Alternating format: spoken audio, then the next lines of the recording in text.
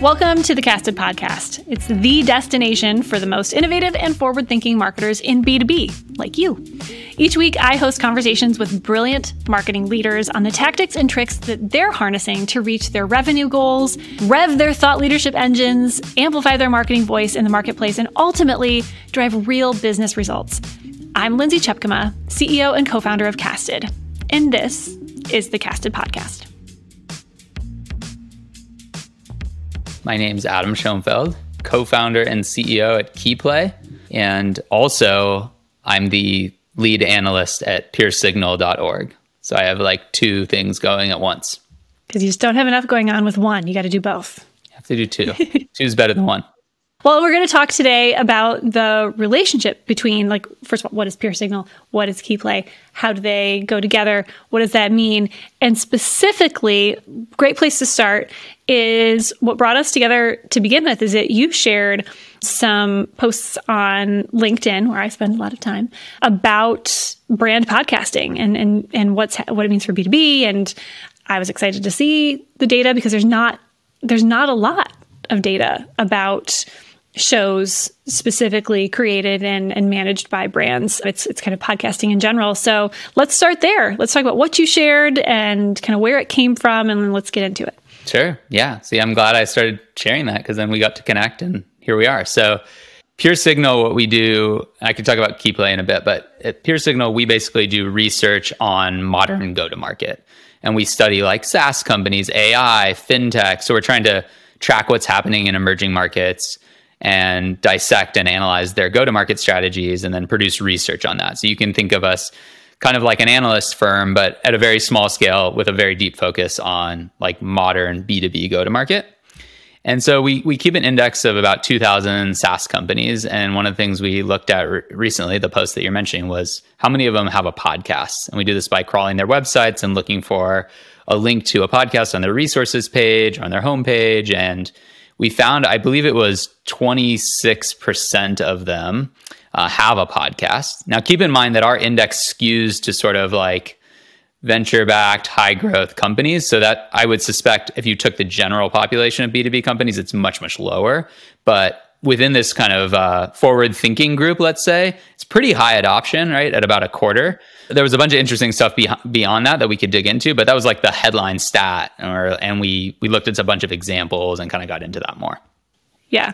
And I don't know if you've seen it, but we have, I just saw some data, I've actually been using it, that 40% of the Cloud 100 has a podcast. Yep. So it makes sense. There you go.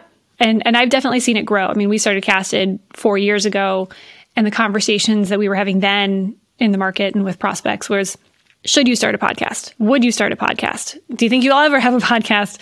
And now so much more often it's, okay, you have a show, you have a podcast, you have a video and podcast. What are you going to do with it? Right. And so it's been interesting to watch it grow. Yeah. Right. I think the market now has validated that it's a smart strategy. And now it's like, how do you stand out? How do you make it unique? How do you get the most leverage from it? I remember like thinking back to around, this was probably 2018-ish. My previous startup was acquired by Drift. And for folks who have followed David Cancel or Dave Gerhardt, right, like the Seeking Wisdom podcast was a huge early strategic move for Drift. And not that many B2B companies had podcasts. And I think that coupled with the hypergrowth events and the stuff they were doing around community was at that time like a game changer. And the Seeking Wisdom podcast was like a huge pillar of what made that brand stand out in a very crowded market. Oh, for sure. That's actually part of my story and Casted's story, is that it was such a big driver for me as a marketing leader, and I got so much out of it. And then there was Coffee with a CMO, which was like a subset of That's right. that whole series. And actually what Drift did with their, and they've become a customer of Casted, but what they did with all of their shows and just continuing to spin them out as different personas emerged was a real inspiration to me and to the customers that we work with about how to leverage the content, not just as, hey, we're just going to do a podcast and we're just going to use it as a channel, but as a way to really speak directly and intimately and authentically with a niche, like a segment of your audience, and to get really direct and really relevant, and then say, okay, how else can we use all of this? And so it's really cool. It's really cool to see what that's become and how that's fueled you and fueled Casted. And it was a really cool one to watch from the inside, and seeing, how we took people like, Maggie from the product team, and she got a sort of a channel, and Sean from sales ops. And it was interesting how like internally people were brought up to that medium, and kind of it helped them become thought leaders externally. And I think that was a nice flywheel for them getting more insight from the market and kind of like feeding back to the quality of their work internally. So David is such a great like brand builder, product marketer. Learned a lot from him in my time there at Drift. Working alongside him and with that team, I can't imagine what some of those conversations were like, given what those of us on the outside have been able to receive as a result through the shows and through the content. So that's really cool. That's really, really cool. So looking again at the data, so more and more companies are doing podcasts. That's great. What else did you find? And then I want to hear kind of how you have collected some of this data, because that's been a challenge for companies like us and companies that we work with, trying to understand more about what's happening in podcasting for brands and what it means for the future. So what else did you find? Yeah. So another thing we found was that, people are starting early. So I think we cut it at 30 employees or fewer, and 15% of those had a podcast. Because I think a lot of the rub on this and other brand building, or let's say things that, are traditionally harder to attribute to your demand gen funnel, is like, oh, that's like a later stage problem, or we won't do that early. But I think it was cool to see companies investing early. Yeah, we see that too. And I certainly believer in that. So yeah, that was another thing we highlighted. Yep. We absolutely see that too. We actually launched a program called Casted for Startups, inspired by companies like Drift and others that have, programs to help reach younger companies that are growing, that don't have the same resources that larger companies do, but still need the same products and things. So yeah, we're absolutely seeing that as well. I think that companies that can be more nimble and more innovative in their strategies are adopting things like podcasts, because they see all that's possible. Like as a marketer, or as any person on the team, like going and being able to speak directly with the people that have the expertise, that have the data, like we're doing right now, and tap into that, as opposed to having to, go straight on their behalf or become that thought leader and become that expert. Instead, you can really be the conduit, and be more journalistic and more of a facilitator with providing that value to your audience. And I think that young companies are able to move on that faster quite often. Yeah, for sure. I mean, the company I'm operating is just 6 employees today, including myself. And we're actively thinking about this, right? But we're a little unique because we have this like media company combined with a SaaS company, but we've always felt that like media and content is part of the modern go-to-market. And like the earlier you can start that, building that brand and that audience through content and media, like the better. And so yeah, we're very actively thinking about, like, now that we have a newsletter that's well subscribed to, it's like, okay, what else? What are the other channels, mediums, strategies that we can bring to this that kind of double down on that idea? So you said media company, which is, something that every once in a while, that phrase, like every company needs to think like a media company. People have been saying that for a very long time. I think actually now it's even more so. It's like every human being needs to think like a media company, and marketers in particular need to be of that mindset. So tell me a little bit about that and how that's fueling your growth. I mean, like you just said, it's 6 employees and it's a big part of what you're already doing. How have you seen that be a part of your story and when moving forward, and how do you think it's different than how things have been in the past? Yeah. Well, I like to think that I had this amazing master plan and that I'm just like rolling through that master plan, but I'd say that it's been a lot more organic. I knew I wanted to start another SaaS company. I've been a multi-time founder. It's what I like to do. And I knew the audience I wanted to serve, which was sales and marketing, B2B companies. But I had no idea like what product, what problem I wanted to solve. I had a whole lot of ideas.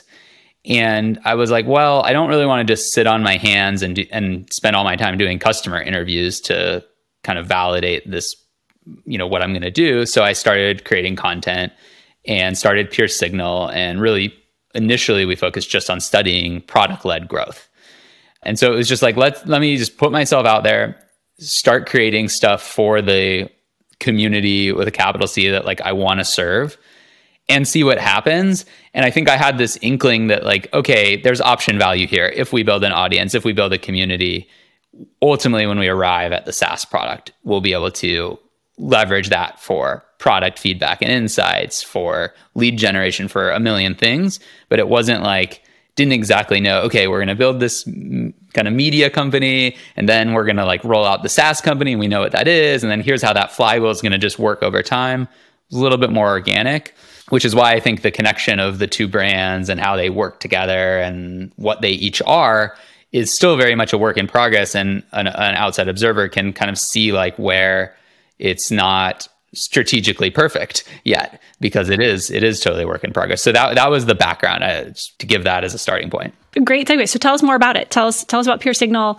and about Keyplay, and tell us everything. Give us the spiel. So it started with PeerSignal.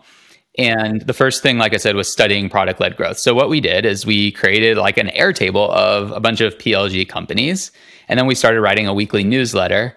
I'm saying we, but it was me and then my co-founder on the side at night, like writing scripts and scraping websites to like put the data together. So we had like an asset you could log into and join to like view the Airtable.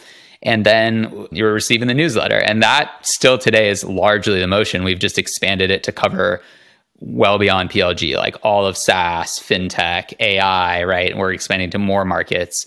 You can think of it kind of like a mini Gartner or Forrester, right? Like we're trying to map out these markets and provide insights for go-to-market leaders to help them craft their own strategy, make better decisions, stay informed, find role models. And so largely like the value delivery is through the weekly newsletter. And then when you log in, you can get access to all these data sets where you can like sort and filter and explore and find stuff, whether it's galleries of different websites, like you're trying to build out your next homepage and you want inspiration, or it's like more hard data on companies, or it's like segmenting, hey, who has a podcast? Let me go check them out and see what they're doing so I can learn from it. So that's the basic thing. And we do think of it like a media company. The metrics that we look at are subscribers, audience engagement, and there's no direct revenue model associated with it. And I have a dedicated person, Camille Trent, who's like this incredible content and community person, like marketer, running it. And then I'm in there helping out as like analyst, thought leader, and kind of producing content with her. But she's today really the driving force behind the whole strategy and execution now, after I did it for about a year. And then Keyplay is our SaaS product, which is sales in the sales intelligence space. And we basically help companies pick and prioritize their accounts. And this like whole account selection problem has been a big pain for a lot of people for a long time. And we'd really like to put that one to bed for you. And that arrived because people were seeing the data in PeerSignal and they're like, hey, can you help me do this, but for my ICP? Can you help me get that kind of information and the way you organize it, but for my target accounts? So it was organic, like the media company basically led us to what the SaaS product was going to be. And it also brought us our earliest customers because they were members of PeerSignal and they were like kind of knocking on the door saying, hey, can you solve this problem for us? That's the best place to be. I'm curious too, as a multi-time founder, how have your like past experiences informed this one? And that's a really, really big question. So specifically, like the thinking like a media company, actually creating a media company and letting that fuel so much of what you're doing, and letting a lot of that in building the community and the value of content and brand and the role that plays now in this new SaaS company as well. Tell me if that's kind of always been in you or if that's learnings over time. Give me some perspective on that. I think it's kind of always been a principle that I've had in founding companies. I mean, after my very first startup, which is a complete failure shutdown, burned the investor money, a very painful way to sort of get an MBA, I guess. But then I went and did another startup called Simply Measured. And there we took a similar mindset. We did a lot of like, coincidentally, it was a lot of like data-driven content, which is what I'm back to now, 13 13 years later. We did a lot. We were a social media analytics company. We did a lot of like tracking of events, and we would create a lot of infographics. The distribution was largely through places like Mashable and TechCrunch. It wasn't so much our owned and operated properties initially, but we did that later on. So I was always thinking that way, always thought like, believed in the power of content. And also I've largely played in pretty crowded categories. And this was true with Drift too, not being the founder, but getting to observe how the founders thought about it. I think when you're playing in a crowded market, that credibility and brand and community, like those things matter even more because you need some way to stand out, and product differentiation can be somewhat thin or fleeting. And so I really believe in it, especially in like the categories that I've tried to build businesses in, that it matters even more. So I think it's both kind of the markets I play in as well as my own principles that I think that stuff matters a lot. And a lot of other companies will kind of put it second because they're thinking about like direct attribution and funnels. Yeah, no, for sure. And I'm curious too, we're in a really weird time right now. How have you seen that change? Like what has that looked like? What has starting a company, growing a company, building a brand, understanding the value of content, understanding the value of brand? You said that's kind of always been in you, and I agree, but how has that changed? I mean, I know my perspective, but I'm really curious about yours. Starting and growing a company 10 years ago, even 5 years ago, is very, very different than 3 years ago, which is very, very, in raising money and growing a company and building a business is even different today than it was this time last year. So just tell me a little bit about what that's looked like for you and how things are different now from a building a brand and building a company than they have been in the past for you. I think the two themes that I see is that the cost of entry, let's call it, is just way lower in so many dimensions, right? Like the cost to produce content, the cost to deploy your application to the cloud, the number of people and the amount of capital that you need to get stuff into the world is so much lower. I mean, just with cloud, with no code, and now with AI, like I think you can do more with fewer people and less capital upfront than ever before. And that trend seems to only be continuing. On the flip side, because of that, right, it's, I think, harder than ever to get attention and stand out. I think like every market category, wherever there's an opportunity, gets crowded extremely quickly. And like the race gets on so fast. So I think to actually like capture and hold attention is harder than ever, and to be different and to really have a unique angle. So I think those two like related trends are the biggest difference I've seen when I think back to like, 2008-9 when I was starting my first company. Yeah, no, for sure. And so I guess taking that a step further is specifically the role of content. And we're talking this podcast about podcasting. So specifically audio, video content. How, and to me, you mentioned AI, that provides so much opportunity for marketers and for business leaders to be more efficient, to be more effective. But it also will make an already crowded marketplace even that much more crowded because things are going to get noisier and there's going to be even more content than there already was. And there's already a ton. So how is that changing what you are doing and what you're seeing? Because you're obviously in the business of data. So what are you seeing? What are you doing? What are you seeing other companies do from this standpoint of like, think like a media company, act like a media company, knowing that AI is a part of it, good, bad, and otherwise, and it's going to get even noisier? Yeah, 100%. I mean, it's a crazy time with AI. It's hard to call the shots right now because it feels like every couple weeks there's like some step function change. It's like, oh my gosh, what are people doing next? And these auto GPTs are just kind of mind blowing. I think most of them don't really work yet, but the idea that they could is somewhat mind blowing, that you could just have AI talking to AI and executing a series of tasks is somewhat just crazy when you even think like a year or two ago how far-fetched that might seem. So yeah, I mean, I think it's going to have a massive impact on marketing, especially content creation with generative AI and like what you can do with a few prompts and clicks. It's hard to know exactly how it materializes, but I think you're right that like no doubt there will be more volume of stuff in the world, just as there has been, but like, will that just accelerate? Probably. And so I think it's going to make it even harder to stand out, and you're going to really have to like focus in on, who do you want to serve and what's your unique thing that you bring to them. It's like back to the, Reese and Trout, like basics, but I don't know. It'll be interesting to watch like how much crowding it creates and what the impact is on quality. From your vantage point, doing what you do at PeerSignal and with Keyplay and with data, as marketers and business leaders, try to figure this out and figure out what's next from where we are with the economy and where we are with AI. What advice do you have on like how they can use data to help bring some certainty and some clarity to what might be next and to help them be successful? Like, what do you want people to know based on your vantage point with all the data that you see all the time? Yeah. And one of the things we're really trying to track is like, how does AI infiltrate existing categories? SaaS to start, but then other technology, and then other, traditional industries. Like, how's it going to show up in financial services, manufacturing? So we're trying to like track that and understand that with PeerSignal. Right now, it's like at a basic level of what are the AI companies, AI native and platforms, but also who's starting to integrate AI.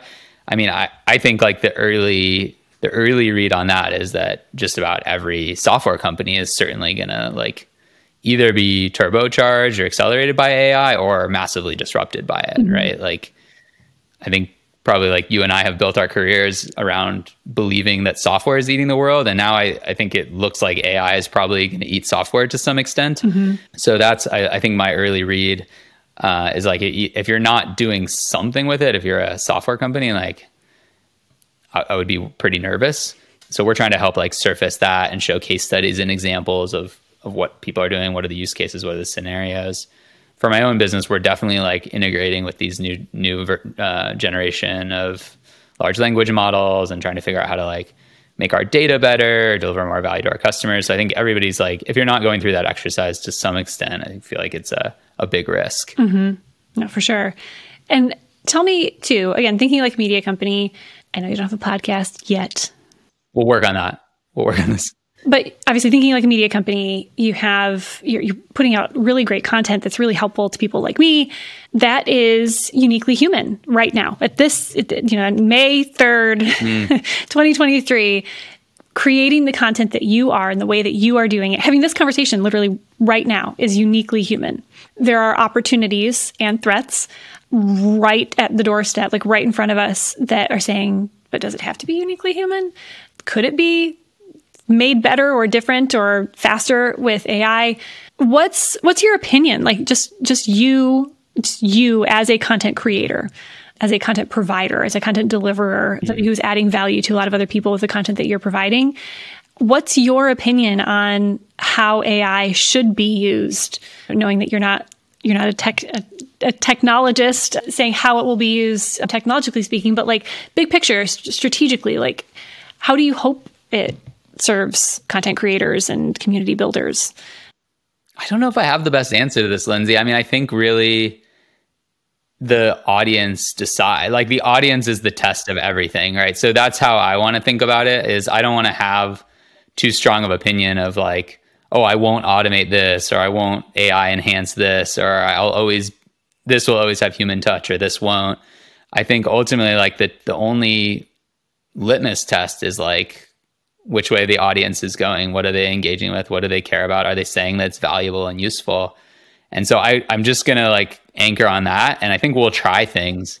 Right now, like PeerSignal is mostly human created. That being said, like Keyplay, our platform, surfaces all this data for us. So without that, we couldn't do this research manually. Like without web crawling and AI of our own to make sense of thousands of companies, we wouldn't be able to produce the insights that we do today, right? We'd spend months just doing like one newsletter.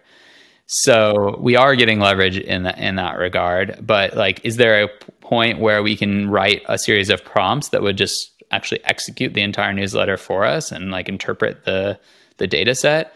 I think that's like not very far-fetched. Is it going to have the same level of insight or the like flair or style of that we have. I don't know, but maybe it could be trained to. So I don't know. Like, I'm not drawing boundaries yet. Right now, we're not really pushing it very far. I think we're talking to Chat GPT like in the creative process. We're testing frameworks. We're asking for more examples, pointers, sources, right? But we're not like just kind of outsourcing creation to AI. But I don't know. Like, it's going to be really interesting to see how far we can go with it.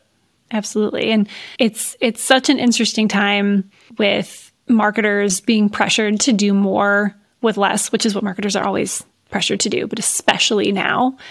And then you have AI coming in, and it poses a perceived threat, but also an opportunity to do more with less. And so I hope, and I mean, the stance that I have is like, the most human brands win, the most human companies win. And that always has been and always will be the ones that prioritize human connection. Now, using the technology and using the data as well to be more creative and to prioritize those connections and to serve the human beings involved. I'm excited about that. But I do think that, and we're already seeing it. We're already seeing more noise and more disruption and more distraction, just with the availability to create more, just for the sake of more. So yeah, for sure, right? Yeah, you can crank the volume really hard right now, but I think you're right now you're trading quality, right? So exactly. So for what? I've also found, like, I wrote a post about this a few weeks ago, which is, I don't have Chat GPT like write my LinkedIn posts, for instance, right? And the reason for that is actually, I think the process is where a lot of the value comes in, is like working out an idea, testing an idea, get it, like trying to work it out on, paper, I think is a lot of what the value of writing is. And so there are trade-offs, right? Like, to just automating some of these tasks. That said, like, yeah, I'm definitely, a day doesn't go by where I don't pull up Chat GPT and have some interesting exchange. Well, there you go. Any other takeaways that you have seen from the data that you've been collecting, or data that you're excited to be able to pull together? Like, I'm excited that you're doing, like I said at the beginning, like you're doing research on SaaS and brand podcasts, which is so needed. But what are you finding? And based on what you've already seen, where do you predict we go from here?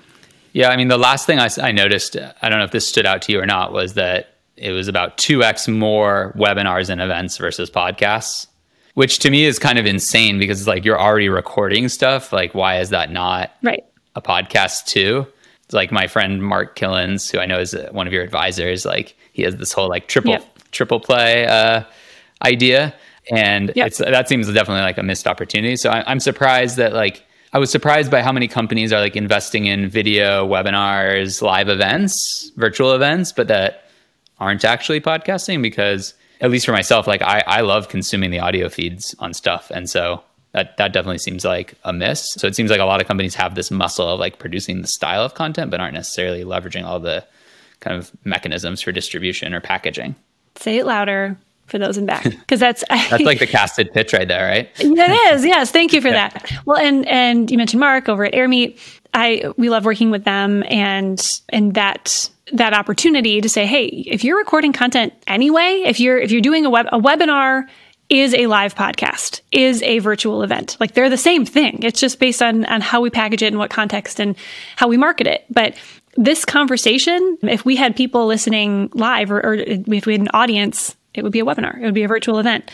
And so, he and I have talked a lot. We did a live event where it's like, hey, go have these conversations, invite people to watch them live, but don't just stop there. Same thing. I keynoted an event last week, and it was live in person. It was like, what are you going to do with this content? Like, I see that you're recording it. Are you just going to put it on your website, or are you going to like put it on a feed? Are you going to do all these other things? And I'm glad that you said that, because I think the same thing. I think that we're going to see more stuff happening, like webinars and virtual events with audiences, call it whatever you want, see that content captured, turned into video and podcast content, and then used in lots of other ways, which I'm here for that, which should be interesting. I mean, I think that's general across different mediums too, because we all have these weird preferences. Like, if you think back to linear TV when you had 7 channels or whatever, right? Like, there was one way to consume stuff, and now it's the opposite of that. I mean, like I like consuming audio because I like to go for a walk. So I like, headphones in, audio only, podcast feed. I have my little Pocket Cast app. It works for me. But I talk to some friends. I'm like, how much audio do you listen to? And they're like, I hardly ever do. But then they're like, oh, but I go on YouTube all the time. Mm-hmm. And the same thing with like email newsletters versus LinkedIn versus Twitter. It's like we all have these preferences. So I feel like as a marketer, if you're not thinking about packaging and distribution to cater to different consumer preferences, you're totally missing it. Yeah. And I think that what's been happening, one of my observations is that marketers have been thinking about that for a while. Like, oh, I've got this audience and some are going to want to read stuff and some are going to want to, look at images and some are going to want to, all these different things. But until really recently, it's been like, okay, so therefore I need to create stuff for audio. I need to create stuff for video. I need to like all thinking really channel specific, creating net new for each one, which is part of the reason that marketers feel under so much pressure and so stretched so thin is that they're trying to fill all of these different buckets with complete, unique mixtures. And when it could be all, and I mean, again, I'm here for that. And I'm starting to see that come around, which is exciting. It's more fun that way. And it's a lot more efficient. So, and it's better for the customer or for the audience because they're getting the same message. They're getting that repetition and the ability to experience it in a lot of different ways. Mm-hmm. So, well, cool. Well, I'm excited for the podcast that obviously someday you're going to do. We got to get there. You got to get there. But you're going to have so much information to share, which is really, really neat. So where can people find more from you and more from Keyplay and PeerSignal? It's a lot of things, right? These two brands. I'm on LinkedIn. It's Adam Shoenfeld, and I'm active there. PeerSignal is peersignal.org. Keyplay is keyplay.io. So subscribe to PeerSignal if you want to check out some of the stuff we're doing. You'll get the newsletter that Camille and I write most Thursdays. And look forward to connecting with people. I love it. Well, thank you for connecting with us and for sharing the data and your insights and for just being here. I appreciate it. Thanks for having me. Hey, that's our show. Thanks for joining in. I'm Lindsay Tjepkema, and you can find me on Twitter @CastedLindsay and on LinkedIn. You know the drill. If you like this show, you'll like our other episodes too. So consider subscribing, sharing with others, and maybe even leaving a review on your podcast platform of choice. And if you're ready to harness the power of podcasting for your brand strategy, make sure that you click the link in our show notes to subscribe to the Casted newsletter and to all of our shows. You can also go to casted.us for the latest content from our team of experts to yours. Until next time.